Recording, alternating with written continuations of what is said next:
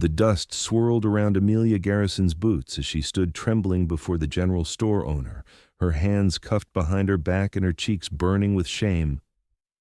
"I didn't steal anything," she insisted, her voice barely audible over the murmurs of the growing crowd on Willow Creek's main street.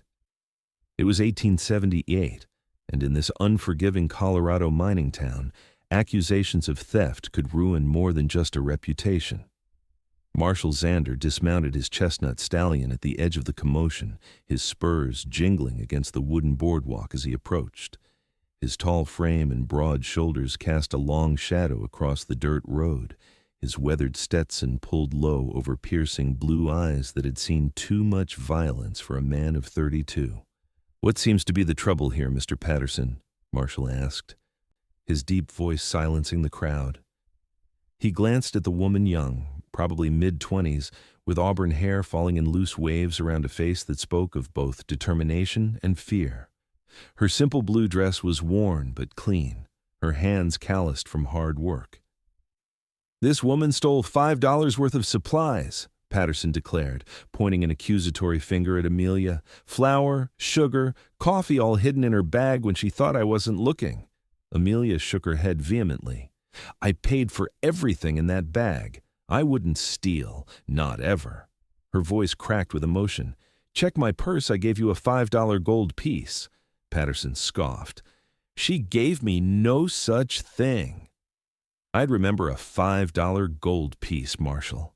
The crowd's whispers grew louder, judgments already being formed about the stranger in their midst. Amelia had only been in Willow Creek for 3 days, seeking work after leaving behind a troubled past in Denver. Now it seemed her fresh start was ending before it had truly begun. Marshall studied her face for a long moment. There was something in her eyes, a fierce honesty that gave him pause. Without a word, he reached into his vest pocket and pulled out a worn leather wallet. Opening it, he extracted a $5 gold piece and held it up for all to see.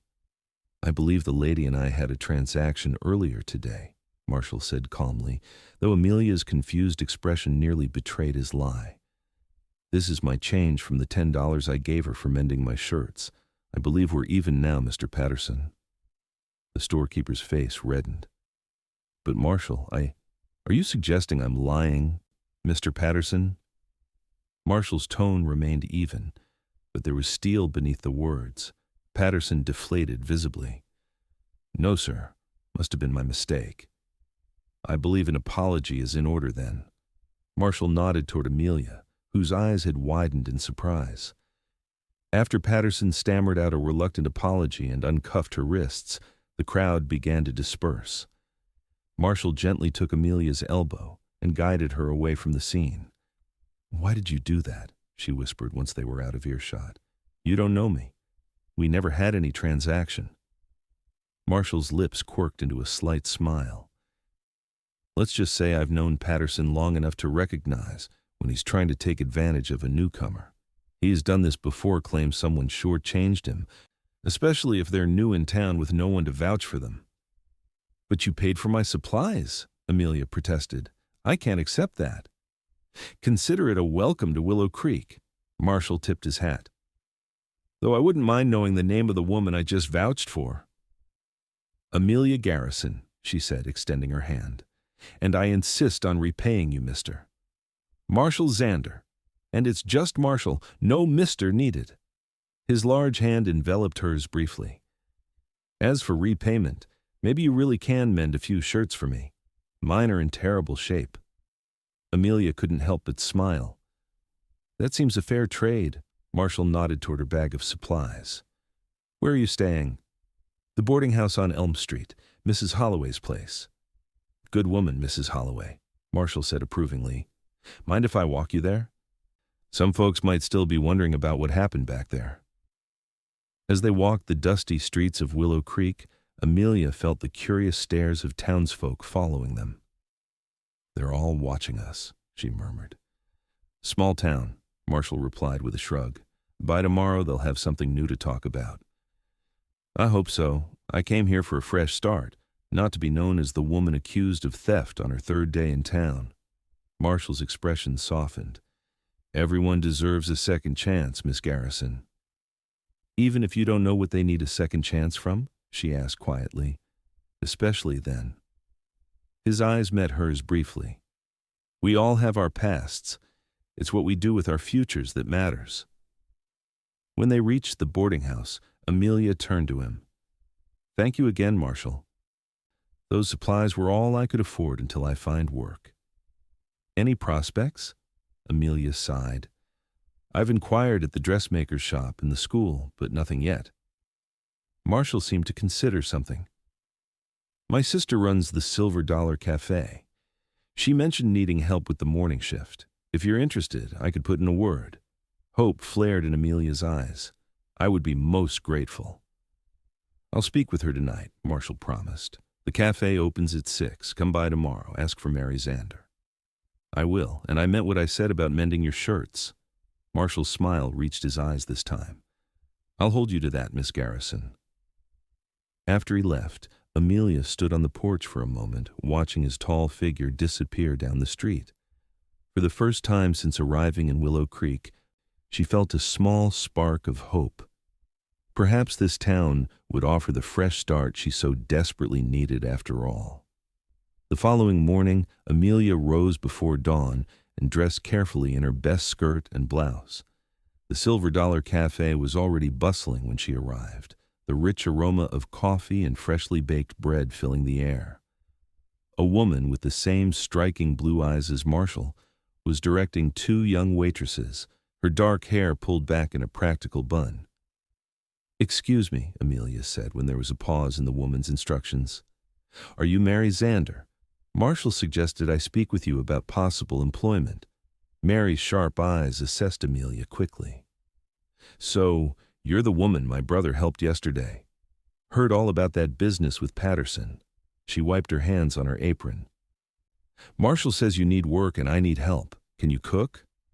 Yes, madam, and serve, clean, whatever you need. Mary nodded. Good. We open at 6, close at 8 in the evening. Pay is fair, $1 a day plus meals. Sundays off. Can you start now? Amelia blinked at the directness. Yes, absolutely. Then grab an apron from that hook and help Betsy with those breakfast plates. We'll sort out the details later. By midday, Amelia's feet ached and her back protested from hours of carrying heavy trays, but a sense of accomplishment warmed her more than the kitchen's heat. The cafe emptied briefly between the breakfast and lunch rushes, giving her a moment to catch her breath. You're doing well, Mary said, sliding a plate of food toward her. Eat something before the lunch crowd arrives. Thank you, Miss Xander. Mary waved a hand dismissively. It's just Mary. And thank Marshall, not me. He was quite insistent I give you a chance. She studied Amelia with frank curiosity. He doesn't usually involve himself in other people's affairs. Amelia felt her cheeks warm. I'm grateful to him, and to you. My brother's a good judge of character, Mary said with a slight smile. Has been since we were children. Our father was the sheriff here for 20 years before Marshall took over the badge 5 years ago. He seems very respected in town. He is, though not everyone appreciates his strict sense of justice. Mary glanced at the clock. Break's over. The miners will be coming in soon. The afternoon passed in a blur of activity. Amelia served plates of stew, poured endless cups of coffee, and learned the names of the cafe's regular patrons. By the time the dinner rush began, she felt almost comfortable in her new role. She was clearing a table near the window when Marshall entered the cafe, removing his hat as he stepped through the doorway. Their eyes met briefly, and Amelia felt an unexpected flutter in her chest at his slight smile of recognition. Mary intercepted him before he could approach Amelia. Your usual table's open, she said, guiding him to a corner spot with a good view of the entire room, a lawman's preference, Amelia supposed. When she finally had a moment to bring him coffee, Marshall looked up from the newspaper he'd been reading. How's the first day treating you? Well, thank you, Amelia replied. Your sister runs a tight ship, but she's been kind. Mary's all bark and no bite, Marshall said with a fondness that softened his weathered features. Though don't tell her I said that. Amelia smiled. Your secret is safe with me. What can I get you for dinner? Whatever's hot, he replied, and maybe a moment of your time when you're not too busy. Curiosity piqued. Amelia nodded. I'll bring your meal shortly. It wasn't until the evening crowd had thinned that Amelia found an opportunity to return to Marshall's table. He'd remained long after finishing his meal, nursing a cup of coffee and exchanging greetings with townspeople who stopped by his table. Mary says I can take a short break, Amelia said, sliding into the chair across from him. You wanted to speak with me? Marshall nodded, reaching into his shirt pocket. I brought you something. He placed a small envelope on the table. The money from yesterday. I can't in good conscience keep it. Amelia hesitated. But you paid for my supplies. And you've earned your own money today, he countered. I didn't help you yesterday expecting repayment, Miss Garrison. Amelia, she corrected gently. If I'm to call you Marshall, then please call me Amelia. A smile touched his lips. Amelia, then. She tentatively took the envelope. Thank you, though I still owe you for the shirt mending. I haven't forgotten. I'll bring them by tomorrow if that's convenient. Very. Amelia glanced toward the kitchen, where Mary was watching them with undisguised interest. I should get back to work before your sister decides I'm not worth the trouble after all. Marshall followed her gaze and chuckled. Mary's already impressed with you, said you work harder than both the other girls combined. Warmth spread through Amelia at the compliment. I appreciate the opportunity. Where were you before Willow Creek? Marshall asked, his tone casual but his eyes attentive. Amelia tensed slightly. Denver, most recently. And before that? Does it matter? Her voice had an edge now. Marshall studied her for a moment. Not to me, but small towns have long memories and loose tongues. Better I know the truth than believe rumors that might start. Amelia looked down at her hands. I was married. In St. Louis. It didn't end well. I'm sorry to hear that. Don't be. The marriage was a mistake from the beginning. She took a deep breath. My husband was not a kind man. When he died in a barroom fight 2 years ago, I felt nothing but relief.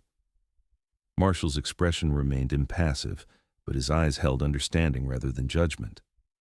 And Denver?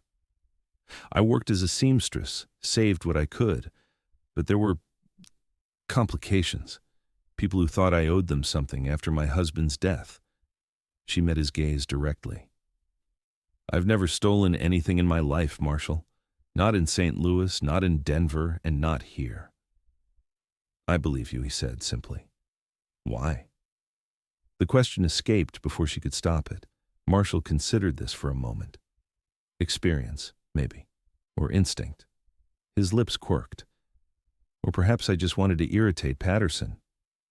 That drew a genuine laugh from Amelia. Well, you certainly succeeded there. Marshall's eyes crinkled at the corners when he smiled. Then my day's work was worthwhile. He stood, placing his hat back on his head. I should let you get back to your duties. Good evening, Amelia. She watched him leave, an unfamiliar warmth lingering in her chest. For the first time in years, someone had looked at her and seen more than just a widow with a troubled past. It was a dangerous feeling. She knew hope often led to disappointment. But as she returned to work, Amelia couldn't quite suppress the small smile that tugged at her lips. True to his word, Marshall appeared at the cafe the next afternoon with a bundle of shirts needing repair. Nothing fancy, he assured Amelia as he handed them over during a quiet moment. Just patches and buttons, mostly. I'll have them ready in a few days, she promised, tucking the bundle beneath the counter. Over the next weeks, Amelia settled into life in Willow Creek.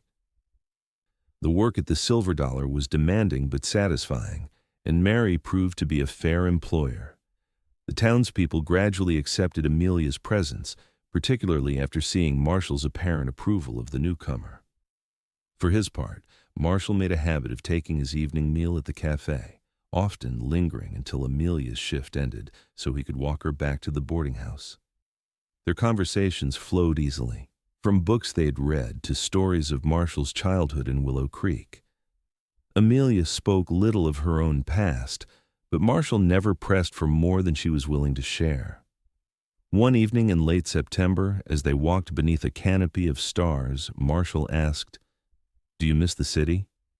Amelia considered the question. "I miss certain conveniences.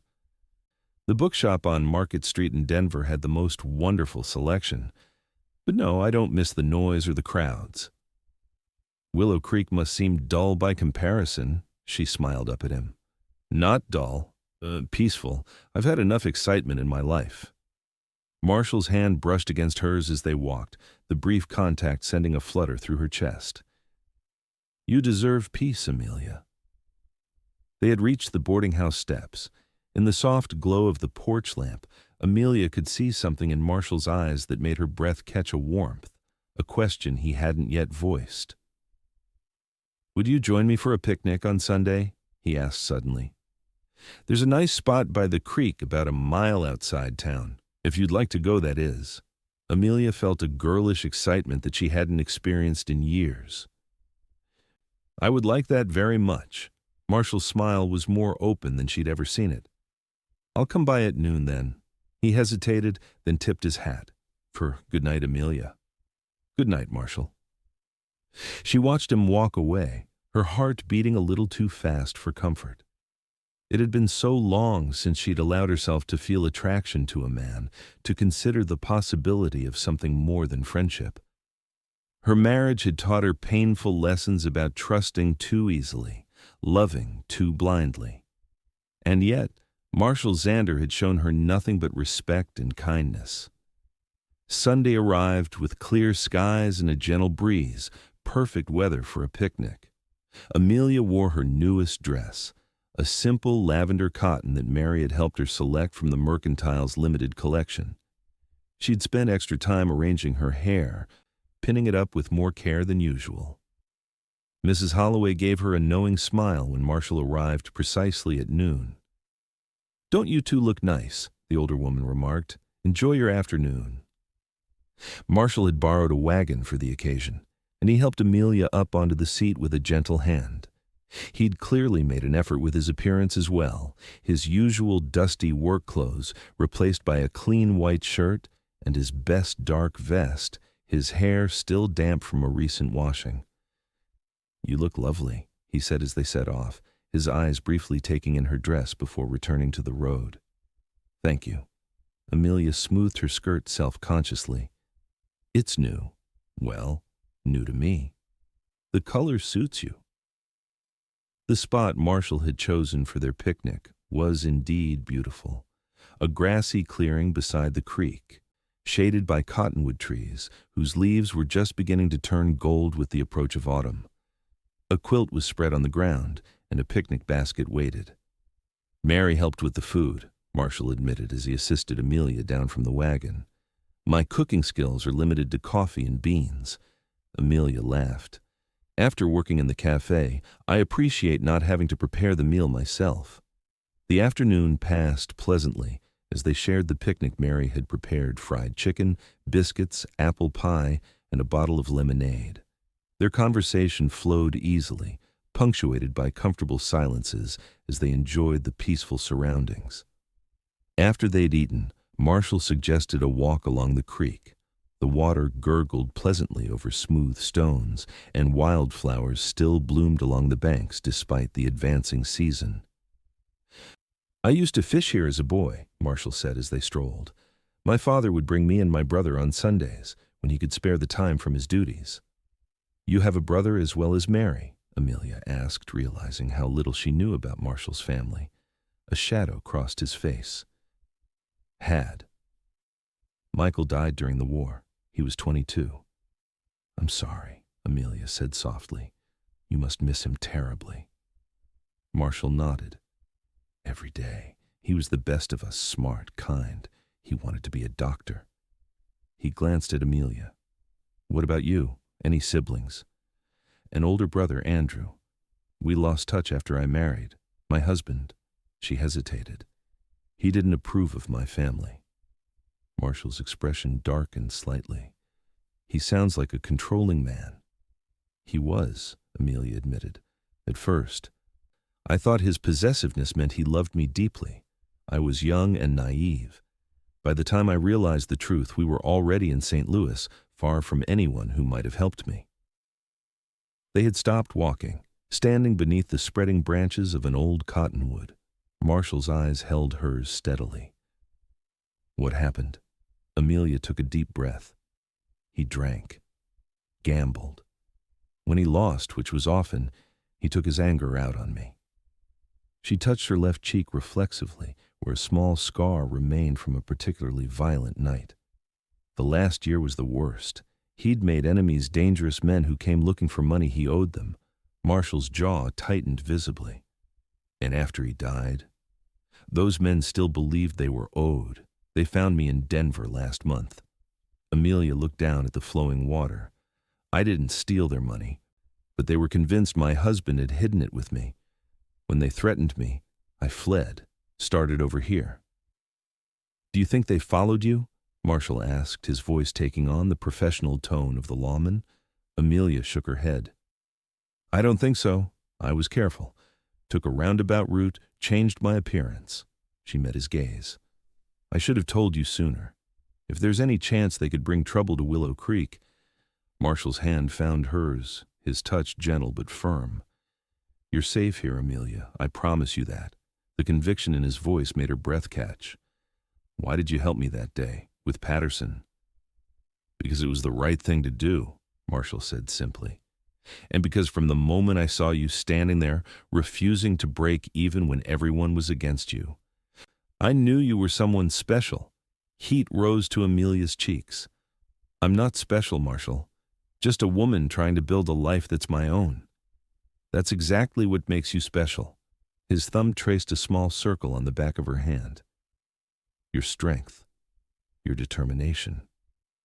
They stood in silence for a moment, the only sounds the rustling leaves in the flowing creek. Then Marshall leaned down slowly, giving her time to step away if she chose. When she didn't, his lips met hers in a gentle kiss that made Amelia's heart soar. When they parted, Marshall smiled softly. I've wanted to do that for weeks. I'm glad you finally did, Amelia whispered, surprising herself with her boldness.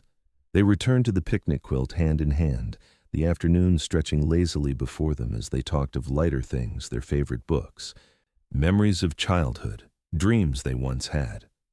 As the sun began its descent toward the mountains, Marshall reluctantly suggested they head back to town.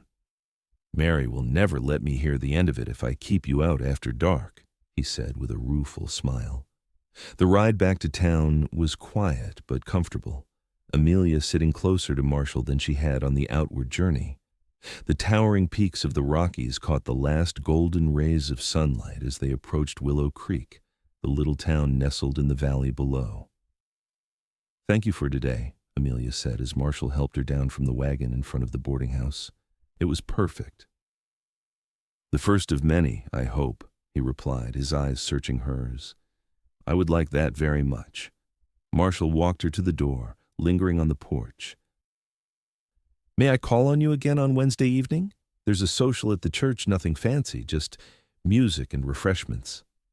I'd be delighted, Amelia said, her heart light with a happiness she'd almost forgotten was possible. Marshall's goodbye kiss was brief but tender. As Amelia watched him drive away, Mrs. Holloway appeared in the doorway behind her. That's a good man, the older woman said approvingly. Not like some of these wild young fellows passing through town, Amelia smiled. Yes, he is. About time he found someone, Mrs. Holloway continued. Been alone too long since his engagement ended. Engagement? Amelia couldn't hide her surprise. Mrs. Holloway realized she'd said too much. Oh dear, it was years ago now, not my place to tell tales. Of course, Amelia murmured, though curiosity burned within her. Marshall had never mentioned being engaged before. That night, she lay awake thinking of their perfect afternoon, of the way Marshall's eyes crinkled when he smiled, of the gentle strength in his hands. But questions nagged at her as well. Who had he been engaged to? What had happened? And would her own past eventually catch up with her, destroying this chance at happiness? Wednesday evening came quickly. Marshall arrived to escort Amelia to the church social, looking handsome in his Sunday best, his usual badge absent from his vest. The church basement was decorated with paper lanterns and wildflowers, a small band playing cheerful tunes in the corner. Most of the town had turned out for the event, and Amelia felt many curious eyes on them as they entered. "Everyone's staring," she whispered to Marshall. "Let them," he replied with a smile. "They're just surprised to see me at a social. I usually avoid these things. Why make an exception tonight?" His eyes met hers warmly. "I think you know why." The evening was pleasant, despite the occasional whispers and glances. Mary joined them briefly, her approval of the match evident in her smile. Amelia was introduced to the pastor and his wife, to the school teacher, and to several of Marshall's friends. She felt a sense of belonging she hadn't experienced in years. As they walked home under a canopy of stars, Marshall finally addressed what had been on Amelia's mind. "Mrs. Holloway mentioned my past engagement, didn't she? I saw it in your eyes at the social." Amelia looked up at him in surprise. "How did you know?" "Small town," he said with a rueful smile. "And Mrs. Holloway means well, but she's never been one to keep information to herself." "You don't have to explain," Amelia assured him. "It's your past." Marshall was quiet for a moment. "Her name was Elizabeth. We grew up together, planned to marry after I returned from the war." His voice grew distant. "I came back changed. The things I'd seen. I wasn't the same man who left. Elizabeth tried, but in the end, she couldn't accept who I'd become." "I'm sorry," Amelia said softly. "Don't be. It was for the best. She married a shopkeeper from Denver, has 3 children now." He squeezed Amelia's hand. "The past shapes us, but it doesn't have to define us. I believe that for myself, and I believe it for you too." His words wrapped around Amelia's heart like a warm blanket. "Thank you for telling me." "No more secrets between us," Marshall said. "That's the only way this whatever's growing between us has a chance." They had reached the boarding house. In the silver moonlight, Amelia studied Marshall's face, the strong jawline, the kind eyes that had seen so much, the mouth that had kissed her with such tenderness. "No more secrets," she agreed. "Though I warn you, my past isn't pretty." "Neither is mine," Marshall replied. "But our future could be." The word future hung in the air between them, full of possibility. Marshall bent to kiss her goodnight, a kiss that held promise and hope and something deeper that neither was quite ready to name. Over the following weeks, their courtship progressed with a sweetness that healed old wounds in both their hearts. Marshall took Amelia riding in the foothills, teaching her to shoot his revolver just in case, though they both hoped she'd never need the skill. They attended church together on Sundays, shared meals with Mary and her husband, and spent quiet evenings reading aloud to each other from Marshall's modest collection of books. October painted the mountains with brilliant colors before giving way to November's chill. The first snow fell early, blanketing Willow Creek in white silence.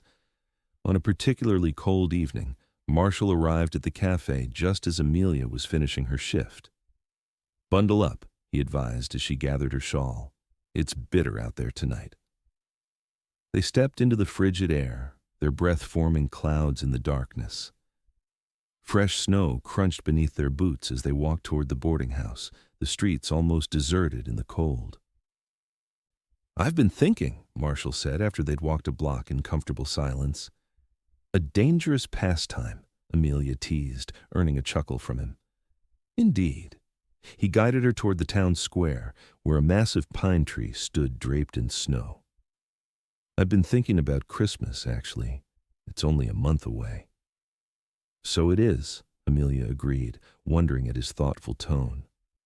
Marshall stopped walking, turning to face her beneath the tree. Snowflakes caught in his dark hair and on the shoulders of his coat as he took both her hands in his. I don't want to spend Christmas apart from you, Amelia, or any Christmas after that."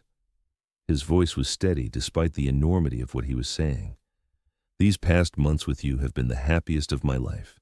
You've brought light back into my world."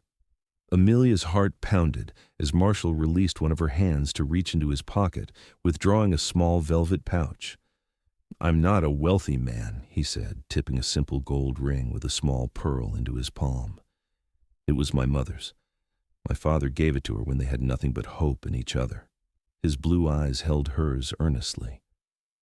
"Amelia Garrison, would you do me the great honor of becoming my wife?" Tears welled in Amelia's eyes, freezing on her lashes in the cold. "Yes," she whispered, then louder, "Yes, Marshall. Nothing would make me happier." His face broke into a radiant smile as he slipped the ring onto her finger, then pulled her into an embrace that lifted her feet from the snowy ground. Their kiss was warm despite the frigid air, full of promises and dreams and a love that had grown steadily between them. "Mary will be ecstatic," Marshall said when they finally parted. "She's been dropping hints for weeks." Amelia laughed, joy bubbling up within her. "Mrs. Holloway, too. I think half the town has been waiting for this." "Let them wait a little longer for the news," Marshall said, pulling her close again. "Tonight, it's just for us." They stood beneath the snow-laden pine, wrapped in each other's arms, the past with all its pain receding like shadows before the dawn. The woman once falsely accused of theft, and the cowboy who had opened his wallet to save her, had found something far more valuable than gold. They had found each other, and with that, a future bright with promise.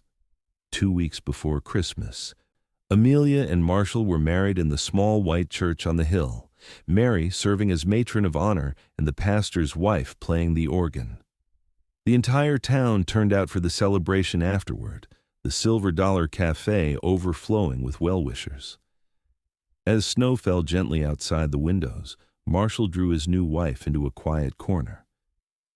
"Any regrets, Mrs. Xander?" he asked softly. Amelia looked up at the man who had changed her life with one simple act of kindness, her heart full to bursting. "Not a single one," she answered, rising on tiptoes to seal the promise with a kiss. In the years that followed, Amelia would sometimes marvel at how a false accusation had led her to true love. The woman accused of theft and the cowboy who called it even had found in each other the perfect balance, justice and mercy, strength and tenderness, past wounds and future healing, all bound together by a love that grew stronger with each passing season.